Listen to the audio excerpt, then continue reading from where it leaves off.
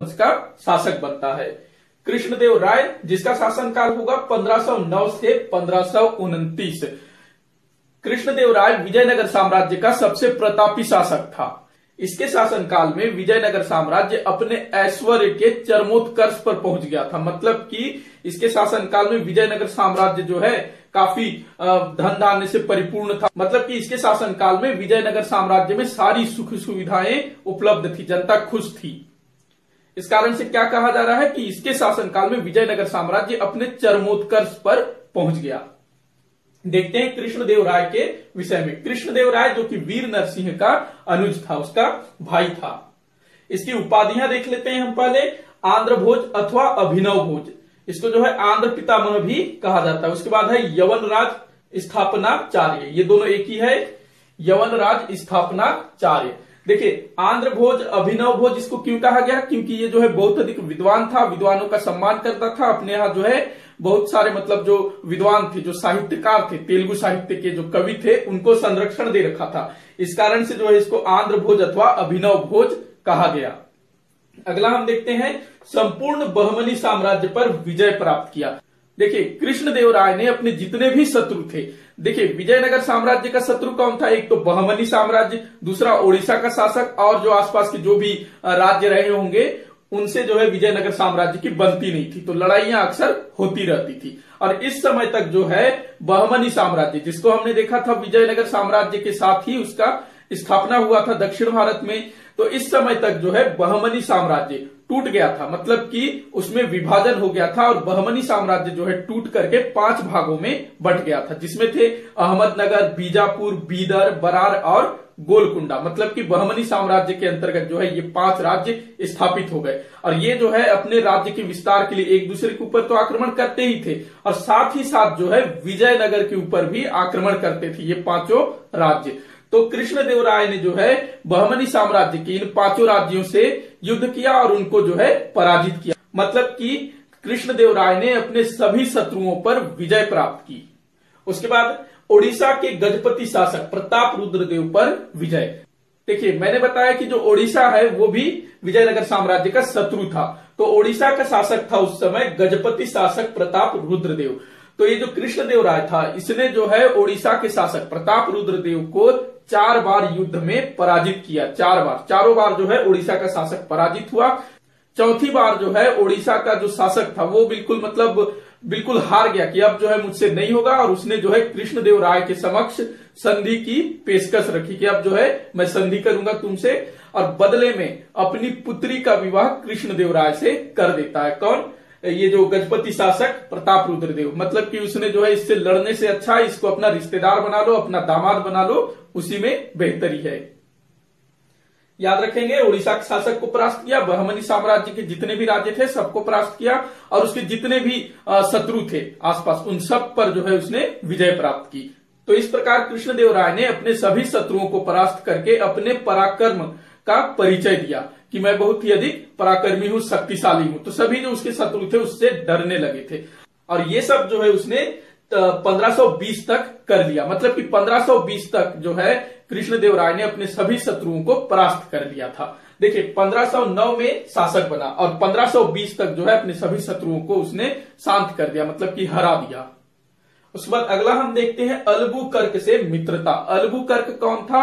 Albuquerque था पुर्तगाली governor. देखिए इस समय तक जो है पुर्तगाली भारत में आ गए थे। 1498 में जो है वास्को डी गामा जो कि पुर्तगाली था उसने जो है यूरोप से भारत आने का समुद्री मार्ग खोज निकाला था। उसके बाद जो है पुर्तगाली भारत में आने लगे थे और ये कौन सा समय है? 1509 से 29 कृष्णदेव राय का। तो इस समय जो है पुर्तगाली भारत में थे। तो ये जो अल्बुकर्क था पुर्तगाली बस्तियों का गवर्नर था। देखिए जो अरब और फारस से घोड़ों का जो व्यापार होता था उस पर पुर्तगालियों का एकाधिकार था। मतलब कि जो है पुर्तगाली अरबी और फारसी घोड़ों का व्यापार करते थे, उसमें जो है उनका एकाधिकार था। तो जो कृष्णदेव राय था उसने अल्बुकर्क से मित्रता की, उससे संधि की और संधि की शर्त ये थी कि जो अल्बुकर्क है, जो पुर्तगाली हैं, वो अपने घोड़े का व्यापार केवल और केवल विजयनगर साम्राज्य से ही करेंगे, दूसरे किसी अन्य राज्य से नहीं करेंगे। ये जो है संधि की शर्त थी। और बदले में जो है कृष्णदेव राय ने अल्बुकर्क को किले निर्माण करने का अधिकार दे दिया, मतलब कि दुर्ग किला स्थापित कर सकता है, इसका जो है अधिकार दे दिया कृष्णदेवराय ने। आगे हम देखते हैं डोमिंगो पायस और बारबोसा। ये दोनों जो है पुर्तगाल से थे, मतलब कि पुर्तगाली यात्री थे जिन्होंने विजयनगर साम्राज्य की यात्रा की थी। और ये जो डोमिंगो पायस था, इसने जो भी अपनी रचना लिखी थी उसमें जो है कृष्णदेवराय के विषय में बहुत ही अच्छी अच्छी बातें लिखी है। कृष्णदेवराय की बहुत प्रशंसा की है डोमिंगो पायस ने। दोनों का नाम याद रखेंगे, डोमिंगो पायस और बारबोसा, पुर्तगाली यात्री जो कि कृष्णदेवराय के समय भारत आए थे। उसके बाद आगे हम देखते हैं, देखिए कृष्णदेवराय जो है विद्या प्रेमी था, वह खुद एक विद्वान था, विद्वानों का सम्मान करता था, अपने राज्य में विद्वानों को संरक्षण दे रखा था। उसने जो है तेलुगु में एक महाकाव्य की रचना की थी, मतलब कि तेलुगु भाषा में। देखिए अमुक्त माल्यद, नाम याद रखेंगे, अमुक्त माल्यद अथवा विश्ववित्तीय, याद रखेंगे, नाम थोड़ा कठिन है लेकिन याद करना पड़ेगा। अमुक्त माल्यद अथवा विश्ववित्तीय, जो कि तेलुगु भाषा में लिखा गया एक महाकाव्य है, किसके द्वारा? कृष्णदेवराय द्वारा। और देखिए तेलुगु में जो 5 महाकाव्य हैं उनमें से एक ये भी है, तेलुगु के 5 महाकाव्यों में से एक ये भी है, याद रखना है आपको, अमुक्त माल्यद अथवा विश्ववित्तीय। इसके अलावा कृष्णदेवराय ने जाम्बवती कल्याण नामक एक नाटक की भी रचना की थी, जो कि संस्कृत भाषा में थी। अच्छा, एक चीज आप जो है विशेष याद रखेंगे, जो विजयनगर साम्राज्य था वहां की जो प्रमुख भाषा थी, मुख्य भाषा थी, वो थी तेलुगु भाषा। इसके अलावा विजयनगर साम्राज्य में संस्कृत भाषा का भी विकास हुआ, क्योंकि ये जो है विजयनगर साम्राज्य हिंदू साम्राज्य था और यहाँ जो है ब्राह्मणों और जो भी विद्वान थे, हिंदू विद्वान थे, उनका काफी मान सम्मान होता था। तो जितने भी विद्वान होते थे उस समय विजयनगर साम्राज्य में शरण लेते थे, तो इस कारण से जो है यहाँ संस्कृत भी काफी फला फूला। तो ये दोनों रचनाएं याद रखेंगे, कृष्णदेवराय द्वारा रचित है। उसके बाद मैंने लिखा है अष्टदिग्गज। देखिए मैंने बताया कि जो कृष्णदेवराय है वह अपने साम्राज्य में, अपने दरबार में विद्वानों को संरक्षण देता था, उनको जो है आश्रय देता था। तो कृष्णदेवराय के दरबार में तेलुगु साहित्य के 8 सर्वश्रेष्ठ तेलुगु कवि रहते थे, जिनको अष्टदिग्गज कहा जाता था। इसके अलावा भी बहुत सारे विद्वान कृष्णदेवराय के दरबार में रहते थे, लेकिन जो तेलुगु साहित्य के 8 सर्वश्रेष्ठ जो कवि थे उनको जो है अष्टदिग्गज के नाम से जाना जाता था, अष्टदिग्गज कहा जाता था। इनमें से जो सबसे प्रमुख थे उनका नाम याद रखिएगा।